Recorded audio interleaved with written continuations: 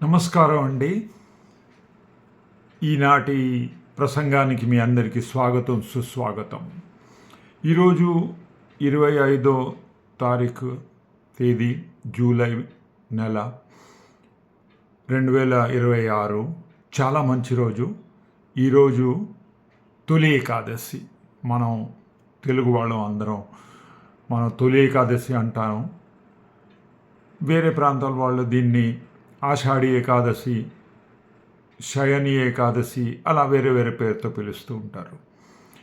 చాలా ప్రాముఖ్యత ఉంది ఈరోజు నాడు. అది మనం ఈరోజు మాట్లాడుకుందాం. మనకి ఏకాదశి చాలా ఇంపార్టెంట్. అసలు హిందూ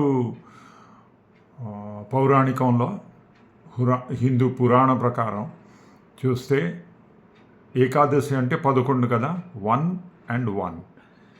అది ఎందుకు చాలా ముఖ్యం అంటే 1 ఫిజికల్ బాడీ, 1 స్పిరిచువల్ బాడీ, ఆ రెండుని కలుపుతుంది. కాబట్టి ఈ 11 చాలా ముఖ్యమైన తేదీ అనుకోవచ్చు, తిథి అనుకోవచ్చు, సంఖ్య అని కూడా అనుకోవచ్చు, నంబర్ అని అనుకోవచ్చు. ఇప్పుడు నెలకి మనకి తెలిసింది 2 పక్షాలు ఉన్నాయి. శుక్లపక్ష, ఇంకా కృష్ణపక్ష, బహుళపక్ష. కృష్ణపక్షని బహుళపక్ష అంటాం. నెలకి 2 ఏకాదశులు వస్తాయి. సో అలాగే ఏడాదికి చూస్తే 24. అదే లీప్ ఇయర్, అధిక మాసం ఏ ఏడాది ఉంటుందో ఇంకో 2 యాడ్ అవుతాయి, అందుకు 26 అవుతాయి ఏకాదశులు. అన్ని ఏకాదశులు చాలా ఇంపార్టెంట్ అంటారు. అందులో ఈరోజు ఇవాళ తొలి ఏకాదశి చాలా ప్రాముఖ్యత ఉంది. ఏంటంటే తొలి ఏకాదశి రోజు విష్ణుమూర్తి చాతుర్మాస్య యోగ నిద్రలోకి వెళ్ళిపోతాడు. అంటే వచ్చే 4 మాసాలు, 4 నెలలు పెళ్ళిళ్ళు అలాంటివి ఏమి మనం జనరల్లీ చెయ్యం. అంటే ఇవాళ రేపు అన్నిటికీ డీవియేషన్స్ ఉంటాయి, అది వేరే విషయం. కానీ మనం శాస్త్ర ప్రకారంగా వెళ్తే వచ్చే 4 నెలల్లో పెళ్ళిళ్ళు అవన్నీ చెయ్యం. ఎందుకంటే అది చాతుర్మాస్య యోగ నిద్రలో విష్ణు ఈరోజు నుంచి నిద్రపోతాడు. అందుకే ఈరోజు తొలి ఏకాదశి అంటారు. మనం చూద్దాం ఇప్పుడు ఏకాదశి అంటే ఎలా వచ్చింది. ఈ ప్రాముఖ్యత 11 నంబర్ ఏకాదశం అంటే 1 ఈ 11 నంబర్కి ఇంత ఇంపార్టెన్స్ ఎలా వచ్చింది. మనకి తెలిసింది జ్ఞానేంద్రియాలు 5 ఉన్నాయి. చక్షు, నాస, వినడానికి చెవులు, టేస్ట్కి నాలిక, ఇంకా స్పర్శ. ఈ పంచేంద్రియాలు జ్ఞానేంద్రియాలు అంటారు. ఎందుకంటే ఈ జ్ఞానేంద్రియాలు మన ధీశక్తికి ఇన్పుట్స్ ఇస్తాయన్నమాట. ఇంకో 5 ఉన్నాయి, దాన్ని కర్మేంద్రియాలు అంటారు. అవి ఏంటంటే వాక్ అంటే ఎక్స్ప్రెషన్, మాట్లాడే యోగ్యత, కేపబిలిటీ. అలాగే పాణి అంటే మన చేతులతోనే మన కర్మ చేస్తూ ఉంటాం కదా, సో హస్త. అలాగే పాద, మనం నడుస్తాం, మూవ్మెంట్. అలాగే పాయు అంటారు, మలద్వార. ఇంకా ఉపాస్థ అంటారు 5వది, అదేమో జననేంద్రియ. ఈ 5 కర్మేంద్రియాలు, 5 జ్ఞానేంద్రియాలు కలిసి ఇంకోటి మనస్సు. సో ఈ 11 ఇంద్రియాల్ని మనం సంయమంలో పెట్టుకోవడానికి, కంట్రోల్లో పెట్టుకోవడానికి ఈ ఏకాదశి రోజు మనం అసలు అన్నం తినకూడదు, మనం ఉపవాసం ఉండాలి. ఇంకా రోజంతా మనం స్పిరిచువల్ థాట్స్లో మునిగి ఉండాలి. అందుకు ఈ ఏకాదశి అంత ప్రాముఖ్యత ఉంది. ఇప్పుడు తొలి ఏకాదశి ఆర్ ఆషాఢి ఏకాదశి, ఎందుకంటే ఆషాఢ మాసంలో వస్తుంది కాబట్టి ఇది ఆషాఢి ఏకాదశి. విష్ణు యోగ నిద్రలో వెళ్ళిపోతాడు. ఎందుకంటే ఇవాళ నుంచి దక్షిణాయన సూర్యుడికి స్టార్ట్ అవుతుంది.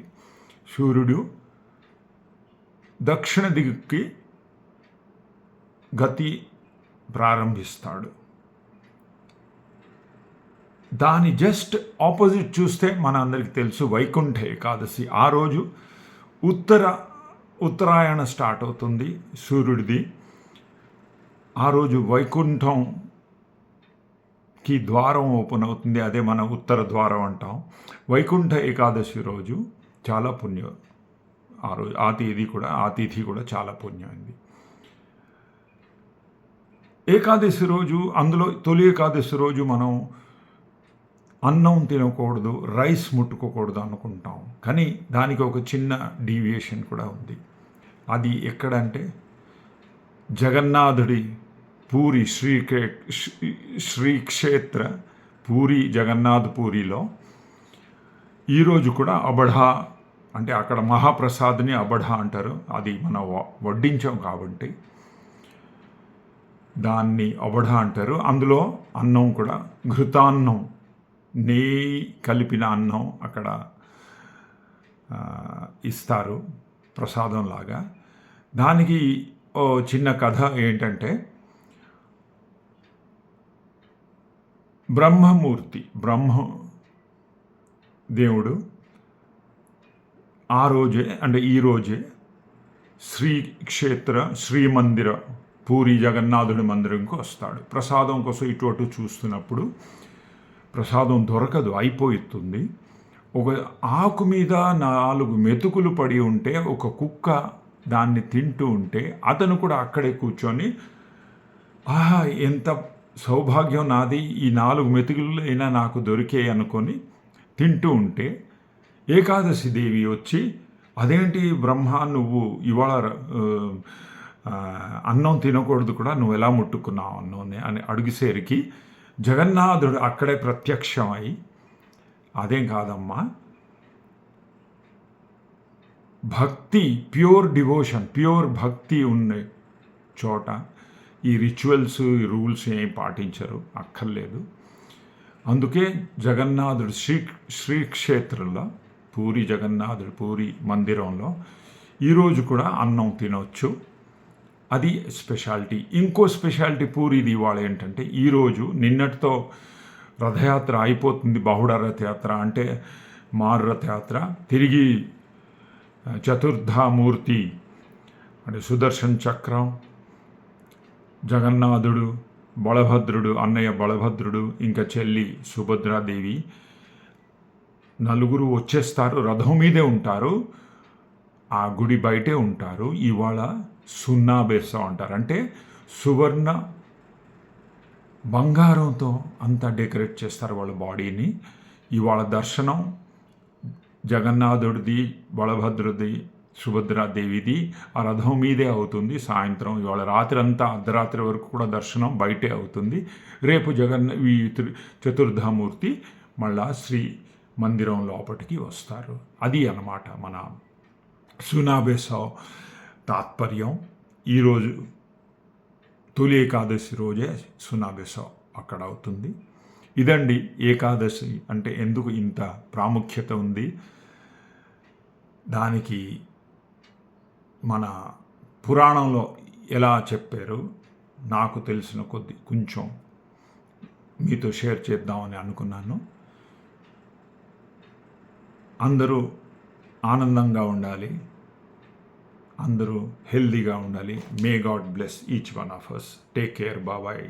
మళ్ళా ఇంకో ప్రసంగంలో కలిసే వరకు జాగ్రత్తగా ఉండండి, హెల్దీగా ఉండండి, దేవుడు నామం జపం చేస్తూ ఉండండి. ఎందుకంటే హరి అనంత, హరికథ అనంత. ఎంత చెప్పినా సరిపోదు, అలా చెప్తూ ఉండొచ్చు మనం. జై జగన్నాథ్, జై శ్రీరామ్, జై విష్ణు. ఇవాళ అసలు విష్ణు సహస్రనామం కూడా చదివితే చాలా మంచిది. జై శ్రీ విష్ణు. టేక్ కేర్, బాబాయ్.